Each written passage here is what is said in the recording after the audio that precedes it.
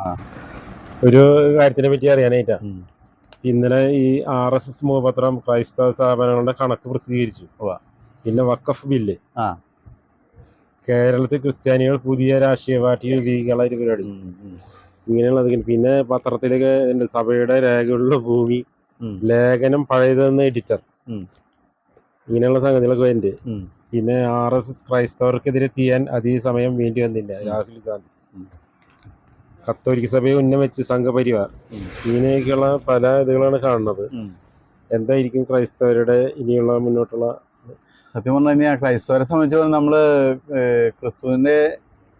ക്രിസ്തുവിൻ്റെ മരണശേഷം ക്രിസ്തുവിൻ്റെ അനുയായികൾ ആദ്യകാലം മുതൽ രക്തസാക്ഷികളായി തലമുറകളായിട്ട് അങ്ങനെ വന്നിട്ടാണ് ഈ ക്രിസ്ത്യാനികൾ ഉടലെടുത്തുള്ളത്.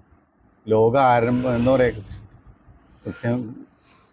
ക്രിസ്തു മതത്തിൻ്റെ ആരംഭകാലം മുതൽ അന്നും ഇന്നും പീഡനങ്ങളിൽ കൂടെയാണ് സഭ കടന്നു പോയിട്ടുള്ളത്.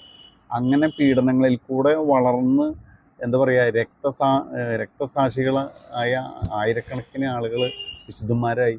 അങ്ങനെയാണ് സഭ ഉണ്ടായിട്ടുള്ളത്. അങ്ങനെയുള്ളൊരു സഭേനെ ഇവിടെ RSSO അല്ലെങ്കിൽ ഇവിടുത്തെ സർക്കാരുകളോ, ഇവിടുത്തെ കമ്മ്യൂണിസ്റ്റ് സർക്കാരോ, അല്ലെങ്കിൽ ഈ കേന്ദ്ര സർക്കാർ, എന്തൊക്കെ സർക്കാരുകൾ എന്തൊക്കെയാണ്, ഇതൊന്നും അവരെ വിഷയമില്ലാണ്.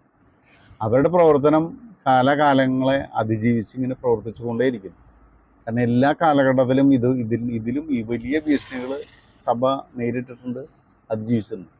അപ്പോൾ ഇത്തരം വിഷയങ്ങളൊന്നും ഒരു വിഷയമല്ലാണ്. പിന്നെ രാഷ്ട്രീയ പാർട്ടി ഉണ്ടാക്കുക എന്നൊക്കെ പറഞ്ഞു കഴിഞ്ഞാൽ അതൊന്നും വിജയിക്കണ ഒരു കാര്യമില്ല.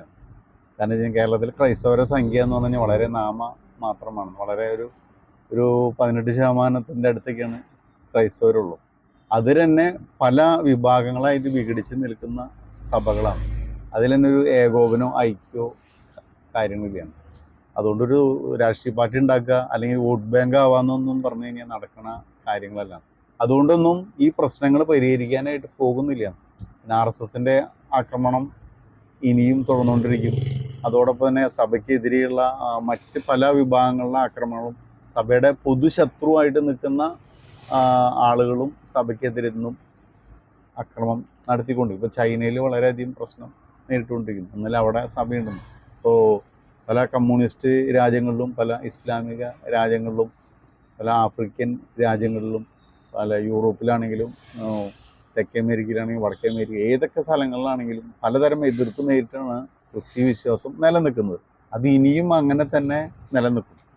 അത് ഇങ്ങനെ അതിൻ്റെ തുടക്കമേ തൊട്ട് അങ്ങനെ തന്നെയാണ്.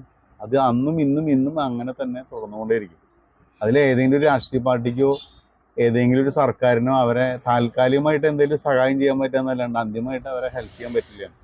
കാരണം ക്രൈസ്തവ ഒരു വിശ്വാസം എന്ന് പറഞ്ഞാൽ സത്യത്തിനൊപ്പം നിൽക്കുന്നൊരു ഇതാണ് എപ്പോഴും. അതുകൊണ്ട് സത്യത്തിനെതിരെ നിൽക്കുന്ന ആളുകളൊക്കെ എപ്പോഴും അതിനെ ആക്രമിച്ചുകൊണ്ടിരിക്കും. അതുകൊണ്ട് ആക്രമണം അവർക്ക് പറഞ്ഞിട്ടുള്ളതാണ് അവരുടെ ജീവിതത്തിൽ. കുരിശുകൾ സന്തോഷത്തോട് വഹിക്കുക എന്നുള്ളതാണ് ഒരു ക്രൈസ്തവ വിശ്വാസത്തിൻ്റെ കാവൽ. സഹിക്കുക, ക്ഷമിക്കുക, വിട്ടുവീഴ്ച, ഇതല്ലാണ്ട് വേറെ വഴിയിലാണ്.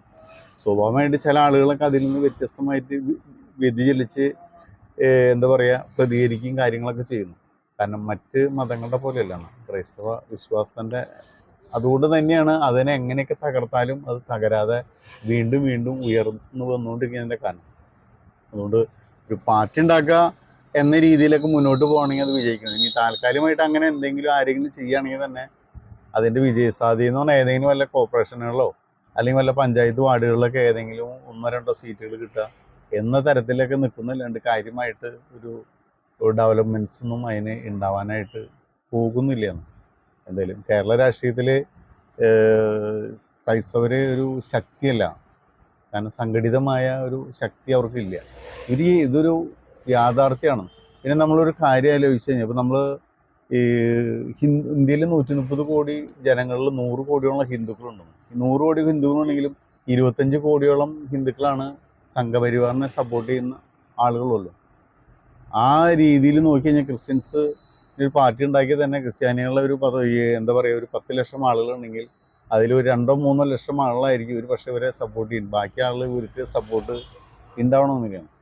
അപ്പോൾ ആ ഒരു സാഹചര്യത്തിൽ ഒരു രാഷ്ട്രീയ പാർട്ടി എന്ന തലത്തിലേക്ക് ഒരു സാധ്യത അല്ലെങ്കിൽ ഒരു വിജയസാധ്യതയും ഇല്ല. അങ്ങനെ ഒരു സാധ്യതയും നമ്മൾ കാണുന്നില്ല.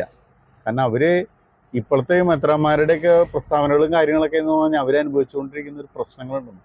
കാരണം മറ്റേ വന്യജീവി സംബന്ധമായിട്ട് കാർഷിക മേഖലയായിട്ട് സംബന്ധിച്ച് പിന്നെ മുനമ്പത്തെ വിഷയങ്ങൾ, ഇത്തരം വിഷയങ്ങളായിട്ട് പലതരത്തിലുള്ള പ്രശ്നങ്ങളും പ്രതിസന്ധികളും അവർ അനുഭവിച്ചുകൊണ്ടിരിക്കുന്നതുകൊണ്ട് സ്വാഭാവികമായിട്ട് അതിൻ്റെയൊക്കെ ഒരു പ്രതിഫലനമായിട്ട് വരുന്ന ഓരോ സംസാരങ്ങളാണ്. അതിനെ ആ തരത്തിൽ മാത്രമേ നമ്മൾ കാണേണ്ട കാര്യം. ഇത് അന്നും ഇന്നും എന്നും തുടർന്നുകൊണ്ടിരിക്കും, ഉണ്ടായിക്കൊണ്ടിരിക്കും. ഒരിക്കലും ക്രിസ്ത്യാനിയായിട്ട് ജീവിച്ച് മുന്നോട്ട് വന്നു കഴിഞ്ഞാൽ വളരെ എളുപ്പമുള്ള കാര്യമില്ല, വളരെ ബുദ്ധിമുട്ടേറിയ കാര്യമാണ്. ഇതറിഞ്ഞുകൊണ്ട് തന്നെയാണ് ഈ അച്ഛന്മാരാവണതും കന്യാസ്ത്രീകളാവണത്. അപ്പോൾ ഈ മിഷൻ പ്രവർത്തനത്തിനും ഇതിനൊക്കെ ഉത്തരേന്ത്യയിലും ഒക്കെ പോകുന്ന ആളുകൾക്ക് നമ്മുടെ കേരളത്തിലുള്ള അത്ര സൗകര്യങ്ങൾ കാര്യങ്ങളൊന്നും ഉണ്ടാവില്ല. ഭാഷയ്ക്കും ദേശത്തിനും വിഷയത്തിനും അതീതമായി അവരവിടെ ജനങ്ങളെ പഠിപ്പിച്ചും ഉദ്ബോധിപ്പിച്ചും സ്നേഹിച്ചും ഒക്കെയാണ് ഈ എന്താ പറയുക സഭയുടെ പ്രവർത്തനങ്ങൾ എല്ലാ കാലഘട്ടത്തിലും നടന്നുകൊണ്ടിരിക്കുന്നു. ഇനി അങ്ങനെ തന്നെയാണ്, അതിലൊന്നും യാതൊരു മാറ്റം ഉണ്ടാവില്ല. അത് കേരള രാഷ്ട്രീയത്തിൽ ക്രൈസ്തവരുടെ ഇടയിൽ ഇപ്പോൾ ഒരു അരക്ഷിത ബോധം എന്ന് പറയുക ഒരു ഭയപ്പാട് ഉടലെടുത്തിട്ടുണ്ട്. കാരണം അവർക്ക് വേണ്ടി ശബ്ദിക്കാനോ അവർക്ക് വേണ്ടി കാര്യങ്ങൾ പറയാനോ ഒരു രാഷ്ട്രീയ പാർട്ടി ഇല്ല, അല്ലെങ്കിൽ ഒരു നേതാവ് ഇല്ല എന്നുള്ളൊരവസ്ഥ. ഇപ്പോൾ നമ്മുടെ കെ കരുണാകരനുള്ള കാലഘട്ടത്തിലൊക്കെ എന്ന് പറഞ്ഞു കഴിഞ്ഞാൽ ഇവിടെ ജാതി, ഇപ്പോൾ ഹിന്ദുവിനാണെങ്കിലും മുസ്ലിമിനാണെങ്കിലും നായർക്കാണെങ്കിലും ഇഴവനാണെങ്കിലും ക്രിസ്ത്യാനികൾക്കാണെങ്കിലും ഏത് വ്യക്തികൾക്കും ഒരു നേതാവ് എല്ലാവരുടെയും നേതാവായിട്ട് ലീഡർ കെ കരുണാകരനെ പോലെയുള്ള ആളുകളുള്ള സമയത്ത് എല്ലാ മതക്കാർക്കും എല്ലാ സമുദായ സംഘടനകൾക്കും ഒരു നേതാവ് ഉണ്ടായിരുന്നു. അത്തരം ഒരു നേതാവ് കേരളത്തിൽ ഇല്ലാത്തൊരവസ്ഥയാണ്. അതിൻ്റെയൊക്കെ വെളിച്ചത്തിലായിരിക്കണം അവരുടെ ഭാഗത്ത് നിന്ന് ഇങ്ങനെയൊക്കെയുള്ള ടോക്കും സംസാരം വരുന്നത്.